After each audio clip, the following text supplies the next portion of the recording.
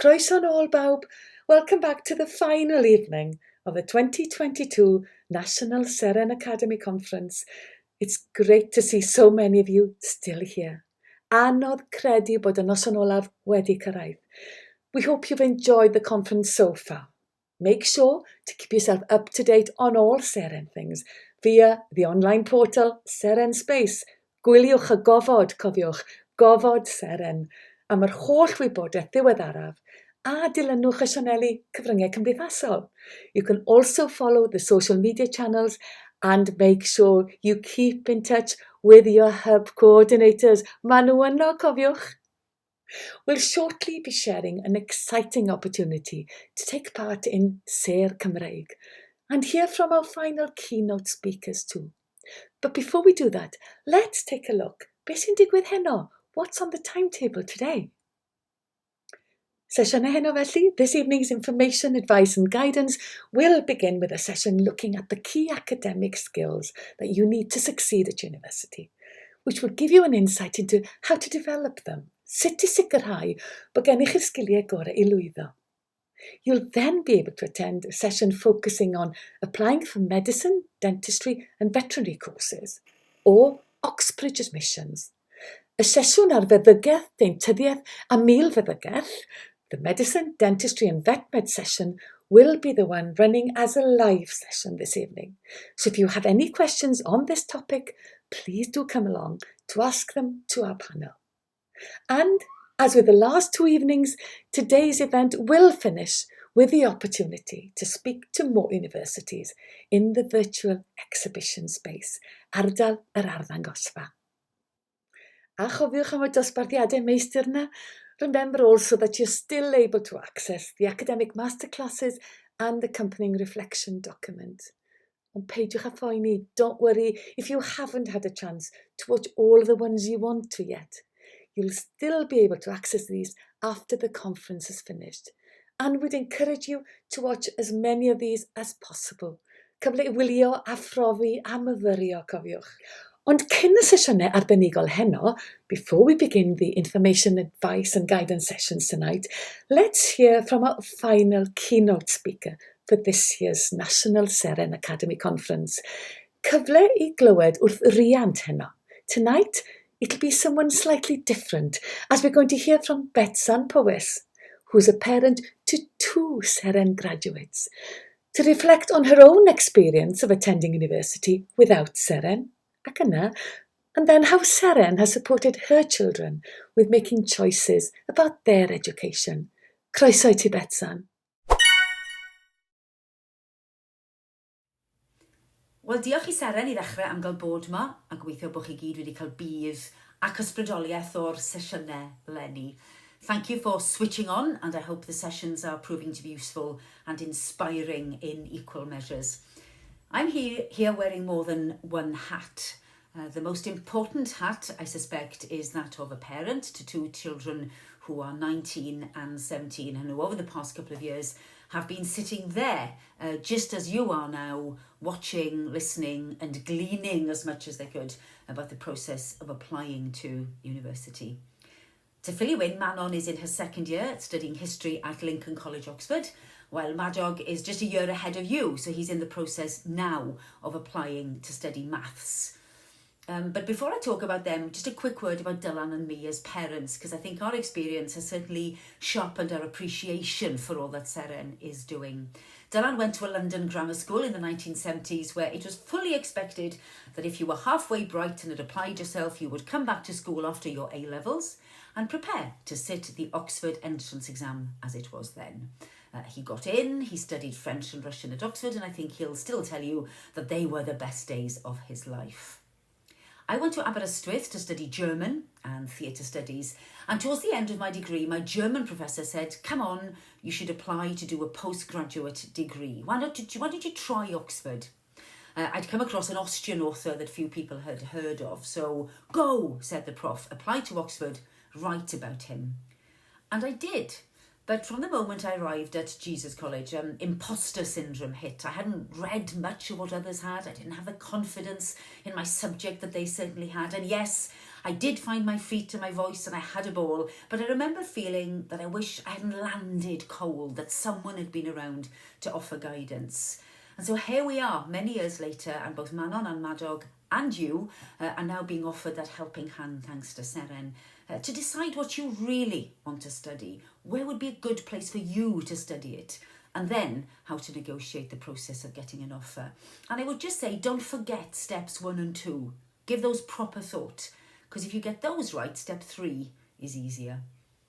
Be alive to what's going on and what Seren is offering you as well. Don't wait for school to tell you. They can't always spot things. So do what you can to be across what's being offered and apply for it, or say yes to absolutely every opportunity that you can. Because you never know who or what is going to flick that switch and cause you to think about something that'll stay with you.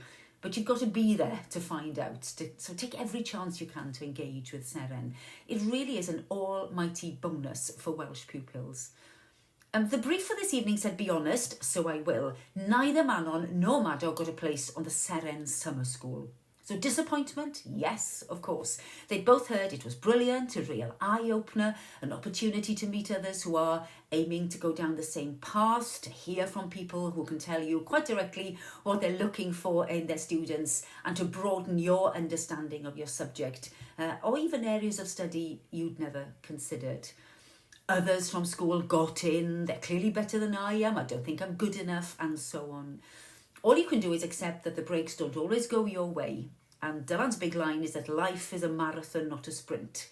And he's right. So having got over the disappointment, both children did get to attend an online version of the summer school, and they took away from it all that they could. You can put that on a future application and still get a lot out of it. And by the way, just learning to harness disappointment in this process is no bad thing either. Manon's highlight was attending a Seren session on the history aptitude test. Now, who knows what sort of tests you may have to face, but this was her challenge. She was scared of it, uncertain how to take it on. So through Seren, here was a chance, along with others applying just as she was for a place to study history, to hear from someone who had already tackled the hat and won. These aptitude papers, their specific tests, their specific ways of tackling them really. So for Manon, hearing from someone who had been there and done that and having a shot that very afternoon at answering a hat paper with all its challenges was invaluable, and it got her in the groove. By the way, Madog sat his maths aptitude test a few weeks ago, and our sole contribution was buying him a whiteboard for his bedroom wall. We really could do no more. For him, his highlight was taking part in the Seren Award scheme, working with a PhD tutor from Bangor University. Why? Well, this was grown-up stuff. He said it wasn't like doing a piece of work in school. The tutor talked to us as if she expected more. We tried to deliver more, and it was a taste of what university work might be like, what independent learning that he'd heard of, what that means.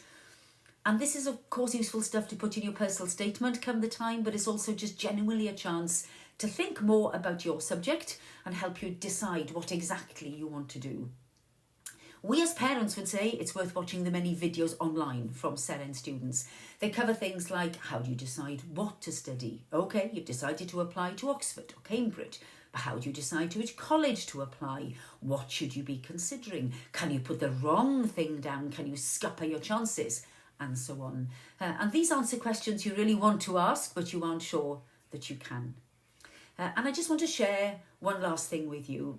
If you can take a day to poke your nose around the universities that interest you from afar, getting a feel for their common rooms, their libraries, their student unions, then do.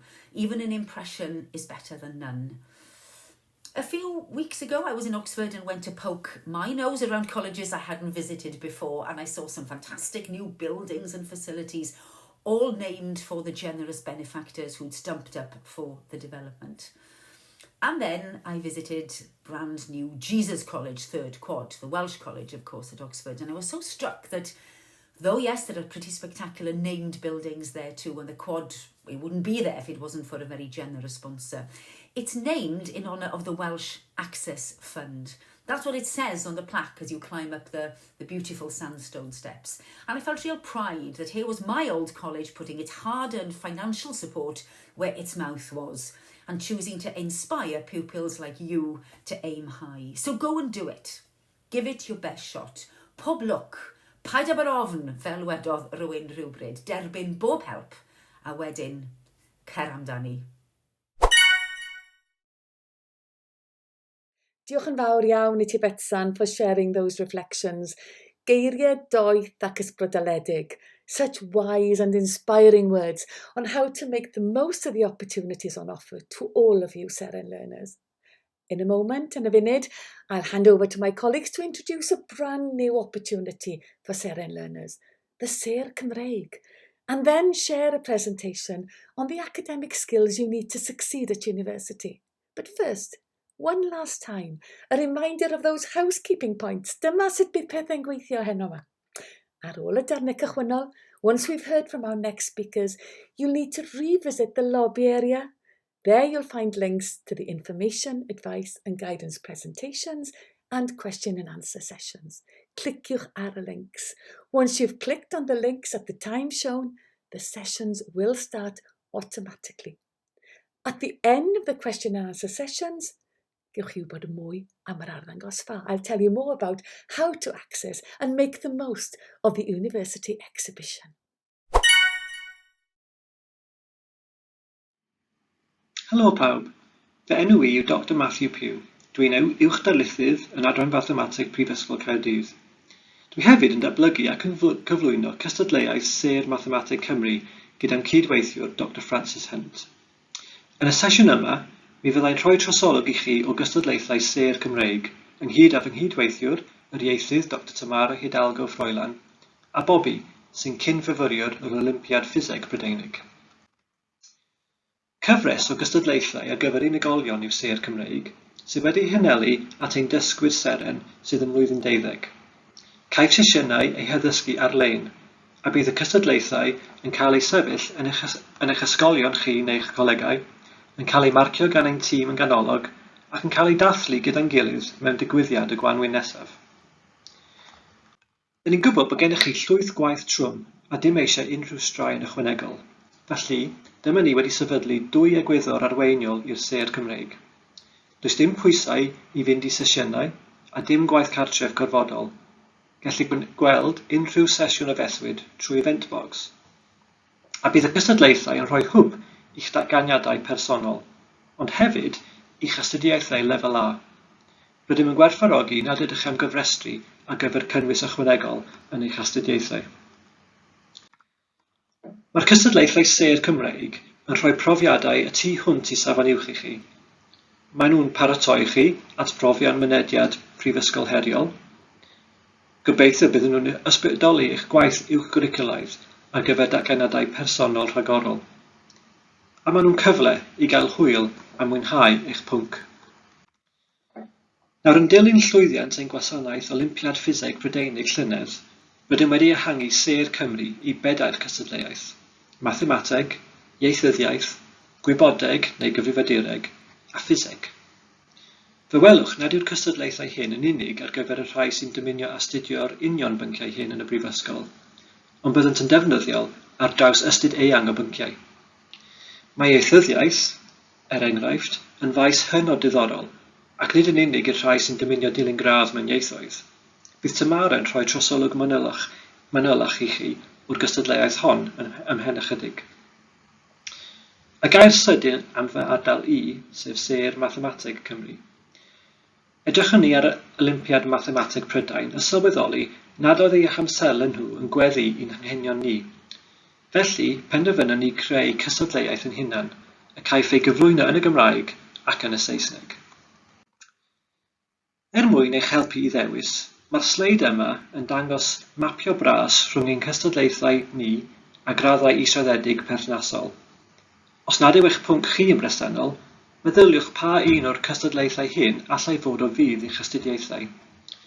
Maen nhw'n darparu tystiolaeth o astudion wirfoddol ar lefel uwch na safon uwch, sydd yn defnyddiol ac yn drawiadol wrth wneud cais I brifysgolion cystadleuol. Mae ieithyddiaeth, enghraifft, yn gyflwyniad rhagorol I feddwl yn wahanol ac yn berthnasol iawn I lawer y bynciau. Tra'n sôn am ieithyddiaeth, Byddaf nawr yn trosglwyddo I Tamara, sy'n gallu rhoi trosolwg I chi o wasanaeth UKLO. Hi everyone, my name is Tamara. I am a doctor in Spanish linguistics and your tutor for Sir Kimreich UK Linguistics Olympiad. I have taught Spanish in different countries and different environments. So what is linguistics? Linguistics is the scientific study of human language. Linguists examine the components of language, including phonetics, syntax, semantics, and also it studies the context in which something is said and how it is understood. The skills gained in studying linguistics are widely applicable to many other subjects, not just languages. So, what are we doing in our sessions? In our sessions, we take the linguistic approach to tackling puzzles. In previous sessions, we have decoded Old Irish Home scripts and also the base 60 counting system in Babylon, for example. Why is linguistics useful? Linguistics is very useful in many different fields. The foundation of linguistics is pattern recognition and analysis. Developing skills in pattern analysis will benefit not just those studying languages, but a whole range of other subjects as programming and informatics. Actually, linguists and programming engineers work closely on artificial intelligence assistants like Siri or Alexa. Forensic linguists can help to establish criminal responsibility when writing, voice messages and conversation are used as evidence in trials. Thanks to linguists, we have powerful search engines like Google, where we don't need to worry too much about spelling because Google often recognizes what we mean. Linguistics is considered extremely useful by UK intelligence agencies, from the early code-breaking days in Bletchley Park to the modern GCHQ, which intercepts, analyzes, and interprets secret communications from all over the world. I'll now hand you over to Bobby Thomas, who was one of our Physics Olympiad participants last year, to talk about his experience and what he gains from your course. Hi everyone, I'm Bobby, a Year 13 student from Cardiff, and I'm currently applying to study Computer Science and Philosophy at Oxford. I took part in the first Seren competition, the British Physics Olympiad, last year and would like to share with you my experience. I really enjoyed the online sessions and the competition because I had the chance to tackle physics problems beyond what I would usually get as part of the AS level physics course. The light-hearted nature of the sessions meant I was able to have some fun doing it. I got more confident in advanced physics studies because of the level of challenge in the sessions, and it really pushed me to up my physics game. The competition really helped my university application. It's a great supercurricular program that looks amazing on personal statements and will give me something interesting to discuss at interview. It really helped me to set me apart from other applicants. Overall, I would definitely recommend the program to current Year 12 learners. The physics competition was great last year, but this year Seren are offering an expanded program with linguistics, mathematics and informatics as well. There should be something for everyone. Wel, dyna ni am y tro. Gobeithio I chi deimlo bod yr hyn oedd gennym I ddweud yn diddorol a perthnasol. Cofiwch, nid yw'n rhy hwyr I gyfrestru ym mhorth gofod Seren, dim ond angen ymuno ar grŵp perthnasol. Gallwch gyfrestru ar gyfer sawl cwrs. Mae cymryd rhan yn hwb enfawr I geisiadau prifysgolion, a gobeithio fe welwn ni chi ar-lein cyn bo hir. Hwyl.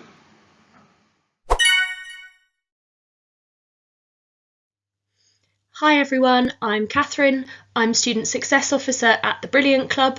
I'm also a medieval historian, having recently finished my PhD in medieval history. I'm here to talk to you today about the academic skills that you need to succeed, both as you finish your time at school and college, and also as you look ahead towards your move to university. There are 3 objectives for our session today. First of all, we will learn what critical thinking is and what it means. Then we'll consider why critical thinking is important. And finally, we will practice thinking critically. So we're going to begin by testing some of the assumptions that power our everyday lives and try to strip some of them back. So for this exercise, I want you to imagine that you're showing an alien around Earth, and on your tour you pass by a football pitch during a men's football game. The alien is struck by the sight and has some questions. They ask questions such as, why don't the people watching join in? What is a game? Why are there no women playing? Why are the people watching more excited than the people playing? And what is a team?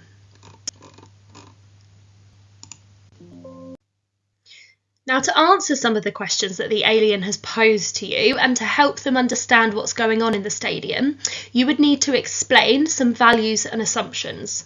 So some of those assumptions are what a team is and how we decide what team we prefer and we support, how and why society distinguishes between the sexes and why we separate them in sport, and what any issues might be with this. Why people like to belong to groups, so for example in this case a fan community of shared football fans with a shared team. What sports are and why we play them. The value placed on sporting skill. How we distinguish between leisure and work. And what winning and losing mean and why they matter to us. So thinking critically is a key skill in academic study and is really important at university level. And thinking critically is about asking questions just of the kind we've just asked now in this hypothetical alien scenario. You should be able to see how answering the alien's questions prompted us to question ideas and practices that we take for granted in our everyday lives. For example, that we become familiar with sport from a young age, and therefore we know what a football game is and why it takes place, and we become familiar with the idea of sporting achievement. So if you think back to primary school and those sports days that you would have had there, the idea of winning was already there from a young age. There are a lot of assumptions baked into this about importance. For example, why do we care about people being good at a game? So what is an assumption? It's something that's agreed upon without being discussed, something generally accepted to be true without proof. There are useful assumptions. For example, if I assume that if I fall off a cliff, I'll seriously hurt myself. But there are also harmful or unhelpful assumptions. For example, that someone might not be interested in or good at something because of their background. Thinking critically means stripping back these assumptions. Ask what has been proved or not. If a statement of supposed fact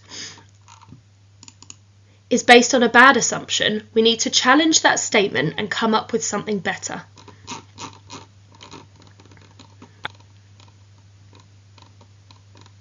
And what do we mean by values? In this case, the group is operating under the assumed value that it's important to win a game of sports and that winning has importance. When you come to read academic texts or look at data, there will be assumptions underlying these. Good academic writing is open about the assumptions and values it rests on and shows readers where those assumptions come from through, for example, referencing. We should be suspicious of any text that claims to tell the truth while not sharing what assumptions it's operating under. Now there's some questions on screen here now, and you might like to keep these in your mind as the 3 questions that you should ask of any academic text that you're reading. The first is, what assumptions underpin this idea, belief or statement? The second is this logical? What is the logic based on? And then what might the weaknesses in the logic or assumptions be here? So how can we check that we're thinking, reading and writing critically rather than just describing information that we've learned?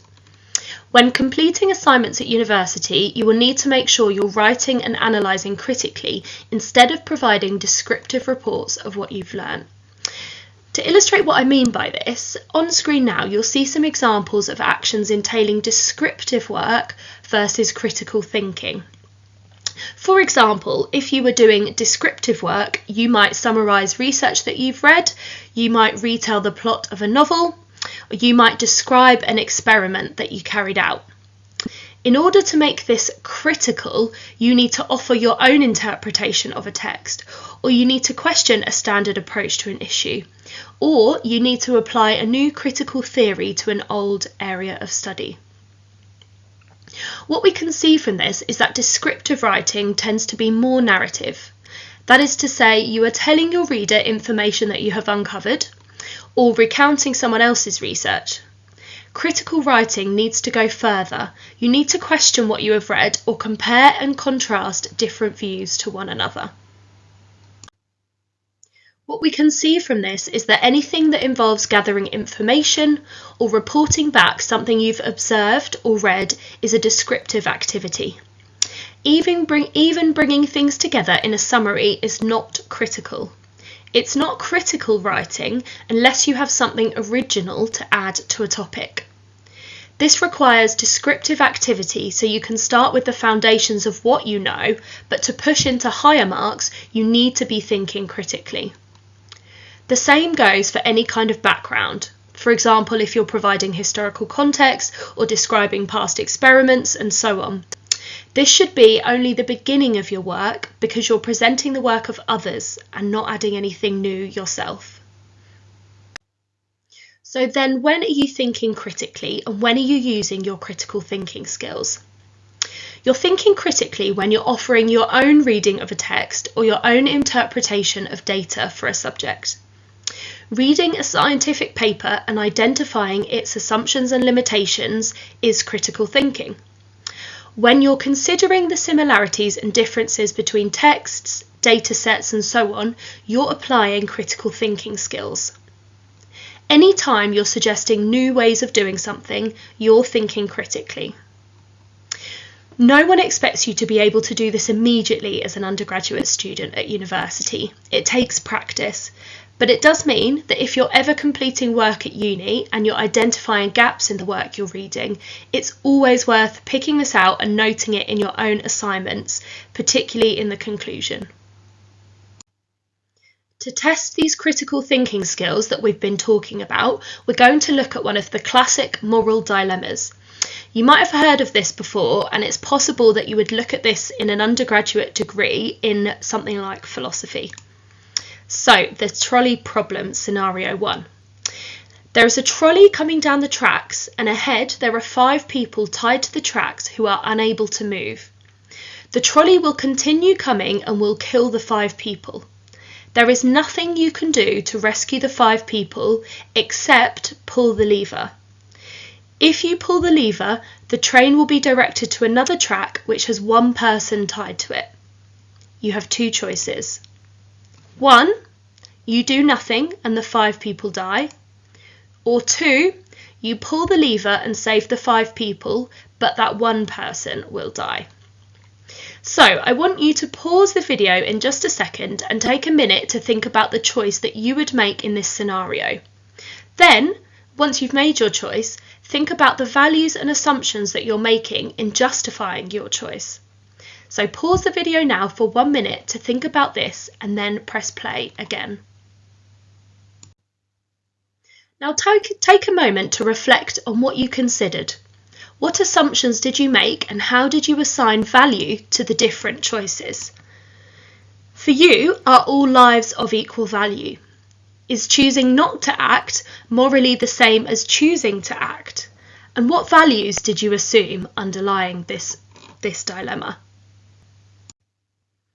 Okay, so let's return again to the trolley problem with some amendments and see if we can apply our critical thinking skills to make a choice from the new problem. So you'll see some adaptations on screen here now. The first one is A, the single individual is someone you know. B, the group of 5 are convicted criminals. Or C, the single individual is on a bridge above the track with you and is large and heavy enough that if you push them into the path of the trolley, they would stop its progress and the group of 5 would be saved. So choose one of the adaptations on screen here now and take a minute to think about whether your initial choice on pulling the lever changes and what assumptions and values cause that to be the case. Pause the video here and come back in 1 minute. There's no correct answer to this question, and we're not trying to look for a simple answer. But it does throw up lots of critical thinking questions that are important to ask. We are asking if the basis on what we make decisions is sound. Where does this basis come from, and what might cause us to think differently? For example, should we consider moral meaning outside of consequences? So, does the result, for example, somebody dying, affect what we think we would do? Say we chose option B with the convicted criminals. Did your answer change, and why? What did you think about when changing your mind? Does every life hold equal value, and if it doesn't, why not? Does the nature of the crime matter? For example, is there a difference between being a murderer, being a tax criminal, or what if someone had committed a political crime such as protesting against an oppressive government? What assumptions are we making about crime and criminals in how we answer these questions? How does a convicted criminal differ from someone who breaks the social contract in ways we don't punish via the law? For example, someone who is unfaithful to their spouse. How do we know the individual we might sacrifice instead of the 5 criminals might not also have committed a crime and not been caught? Now, you might be wondering how this practice and considering this scenario helps you in thinking about applying to and succeeding at university. Here you are practicing asking probing questions and thinking critically. This allows you to make inroads with established knowledge or to find new interpretations or new knowledge altogether. One example here from medieval history is the Magna Carta, which you might have heard of. In 1215, King John of Robin Hood fame met with his rebellious barons and put his seal to the long list of clauses in the Magna Carta, meaning he agreed to them. Some people now see the clauses in Magna Carta as the beginning of the rights of the common man in England, primarily because there is mention of everyone having the right to trial by a jury of peers. Historians who've looked closer and have questioned the context behind the Magna Carta know that its true aim was to only benefit noblemen like the barons who put it together, and within a few months it was thrown out anyway. It's only by questioning what was in front of them and looking deeper could historians really know the truth about the Magna Carta. But critical thinking skills are important in all subjects, not just in medieval history. In philosophy, you might use them to challenge old ideas. In economics, you might use them to come up with new strategies. In medicine and biomedical sciences, you might use critical thinking to overcome old problems in new ways and discover and test potential new therapies. At its core, critical thinking is about challenging knowledge that has come before and not accepting things purely because that's the way it is. Scholarship and academic study are alive because academics and students are always asking questions and finding new ways of thinking. Now, as we close the session, please take a minute to write down these reflections and find 5 minutes either now or later today to answer these questions. Write down one assumption you identified today, one bias you identified today, and one assumption you will look for in your future work. Thank you very much. Diolch yn fawr iawn, cyffroes iawn, cyfleoedd a chyngor gwerthfawr ar yr un pryd. Some great opportunities for you there and good advice on how to develop those key academic skills before you go to university. Now, it'll shortly be time for your final information, advice and guidance presentations and follow-up Q&A sessions.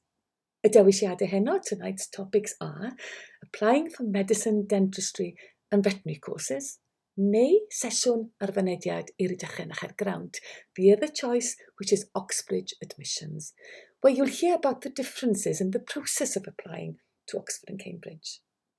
Both sessions will begin with the presentations and follow on with a Q&A where you can explore the topic in more depth.